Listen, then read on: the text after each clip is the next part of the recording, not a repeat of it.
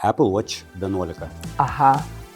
Dar paplonėjo. Matau, toks tikrai labai gražus. Dar patogiau priglunda prie rankos, o reiškia tiksliau matuoja. Mažiau juntamas, kadangi turi geriau suvaldytą bateriją, jinai dabar veikia 24 valandas. Nereikia krauti iš vakaro, gali miegoti su juo. O tai reiškia, kad jisai daug geriau tiks miego analizai.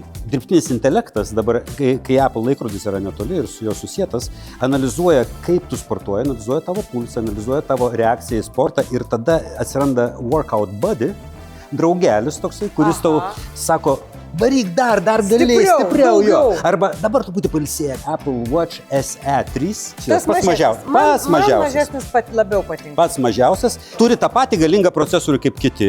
Jisai turi labai neprastą ekraną iš tikrųjų. Turi gerą bateriją. Labai svarbu, visi nauji Apple Watch gavo 5G ryšį. Apple Watch Ultra 3.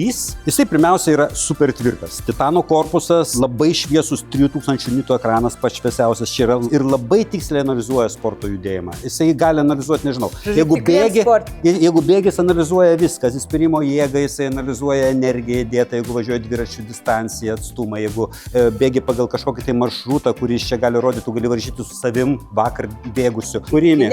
Mažiuką imi šitą, kuris toks labai rimtas, jau geresnis, modernus, paplonesnis, patogesnis ir gesnis, bet čia geresnė baterija ir daug geriau. O, bet šito geriausia baterija ir daug geriau laiko ir galima dykumoje ir kalnuose paskambinti ir galima net žinutę parašyti. Pavyzdžiui, žmogus parašys dykumoje, kur nėra jokio ryšio, jums klausimą, kaip paruošti salotas, ar jūs galėsit parašyti jam žinutę, kad salotas galima parašyti. Aš imu šitą vidurinį. Ačiū, parduota. Vidurinis įmonė.